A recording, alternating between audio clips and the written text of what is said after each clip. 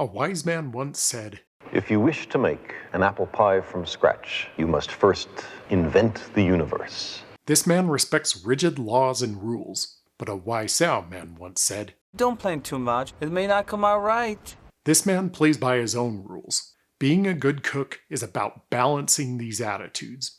If you're anything like I am, you probably don't follow recipes exactly, and with croissants you might be hesitant to even try making them because of how complex they are. Look at this recipe, 8 full pages of text, and no two croissant recipes are exactly alike. Because a recipe isn't an exact formula, it's just a way that one person found success. No guarantee that if you follow the recipe that you'll like it or that you'll even get the same results. You probably have different brands of ingredients, a different oven, you might be in a different climate halfway around the world. After making dozens of batches of croissants, I can tell you that following a recipe exactly almost never works. And there are reasons for that, some of which I can explain, others that I can't, but I will share what I've learned. This video is not a step-by-step recipe. Others have already written great recipes, which I've linked in the description. Think of this video as simplifying and explaining what really matters when making croissants, whatever the recipe. It comes down to 5 things: the ingredients, kneading and gluten development,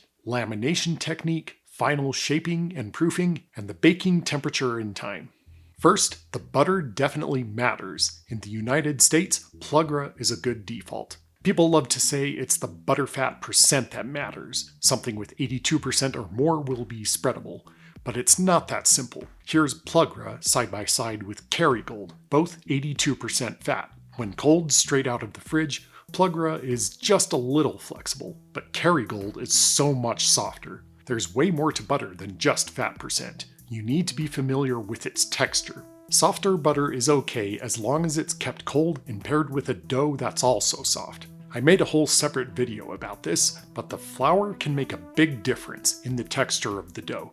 You can actually use a pretty wide range of flour for croissants. Lighter flour will have a more delicate texture, but like butter, it's more about being familiar with what you're using. For the dough, precise ingredient quantities help, but getting the right texture is way more important than following measurements. Different flours absorb water at different rates, and a dough that's too dry is not pleasant to work with. If you're making a recipe that has a video tutorial, try to match the texture of the dough in the video, even if you have to deviate from measured amounts. You'll probably have to add more water or flour to get it right. The consistency you want is soft and tacky. It'll stick to your fingers just a bit. If it's all sticky like this, that's too wet. I recommend removing a big scoop of flour before mixing everything in. Then start kneading and add more flour if you need. It's much easier to add more flour than to add more water, especially if you're kneading by hand. Kneading develops gluten, but you don't want too much at first, or else the dough gets really stiff and hard to work with when rolling out. Fancy bakeries can get away with kneading more at the start because their sheeting machines roll out perfectly with minimal pressure. But at home, the dough should be soft and supple, and the surface won't be perfectly smooth, it'll be a little rough.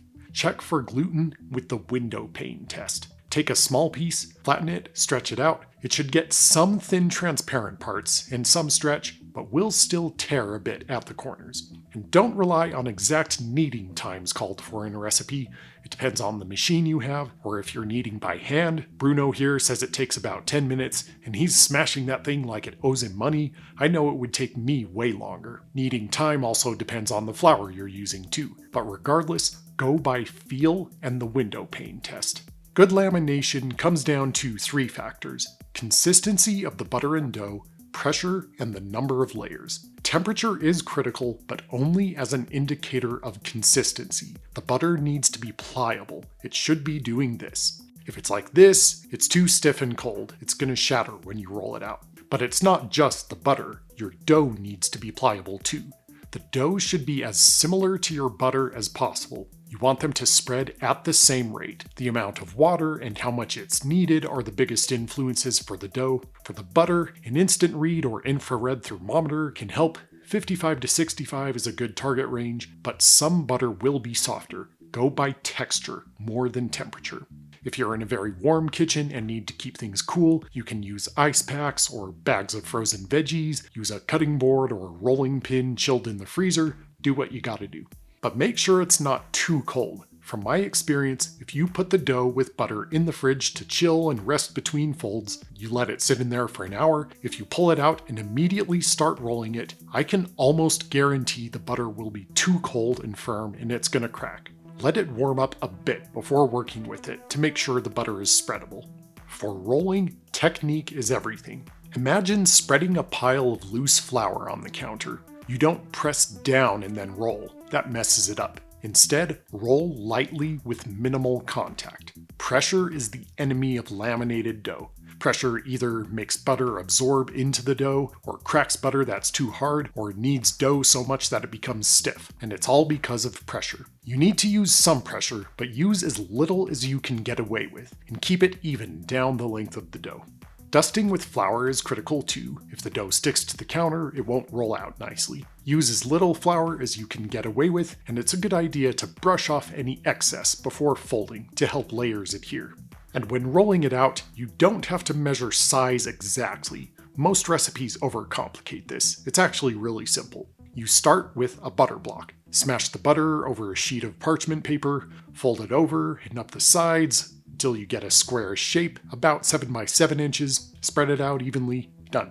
Roll the dough out to double that size. Fold it over and encase the butter. Roll out to 3 times its length for a letter fold into thirds. Simple. Exact sizes help, but honestly aren't that useful until you get to the final rollout and cutting stage. Another tip is trimming the edges, which makes a lot of sense, because it's hard to roll the ends out perfectly square anyway, but also because of how we encase the butter, the edges will naturally have dead spots that don't have butter. Some even prefer to completely cut open the curved edges between turns, but that does run the risk of butter coming out the edges, which did happen to me a few times, so I find it easier to just keep it encased and trim it as you go. Most recipes call for resting the dough between folds, and for good reason. Relaxed dough spreads more easily. You actually can do multiple folding passes at once if the dough is still relaxed. But if the dough is tense, if it shrinks a lot and bounces back after you roll it, stop. Let it rest for 15 minutes and come back to it. If it still bounces back, let it rest more. From what I read, it's almost impossible to let it rest too long as it stays cool. As for the number of layers, there's not a perfect number you have to aim for, but since the first rollout after encasing the butter is pretty easy to keep even, roll it out to 4 times its length and do a book fold into fourths, and then turn it and roll it out again and do a letter fold into thirds. This gives you an easy 25 layers. There's this awesome website where you can plug in various folding patterns and see how many layers result. 3 book folds to 55 layers is popular too, and the butter does spread more easily when the layers are thinner, but it's harder to maintain those thinner layers with the pressure of a rolling pin, so 25 is a good starting point. If you ever wonder how good your laminations are, you don't have to guess, you can cut off a piece and check. If you see defined layers like this, you're in good shape. I was shocked one time when I thought I was getting good lamination, but I cut off a small piece and peeled the dough apart and found that the butter was actually shattering, still too cold, so it helps to check what's going on. After you have your layers, you roll out the final sheet. Being gentle is especially important here. Too much pressure at this stage is guaranteed to ruin all the lamination you've spent time building up. If the dough resists, don't force it. You may want to rest it for an hour or 2, that may be necessary. Even thickness is the goal. If your recipe doesn't specify, aim for 5 millimeters, or just under a 1/4 inch. Some rolling pins come with rubber sizing rings which maintain thickness and also limit the amount of pressure you can add, so that helps a lot. You could also do something similar with regular rubber bands. The thicker ones work well for this. Just add them until you get 5 millimeters and you're set. It helps a lot to give the rolled sheet a 15-20 minute rest before cutting to minimize shrinking. The same way you'd give bread dough a bench rest before shaping into the final loaf, this rest helps relax the gluten so it's better prepared for shaping.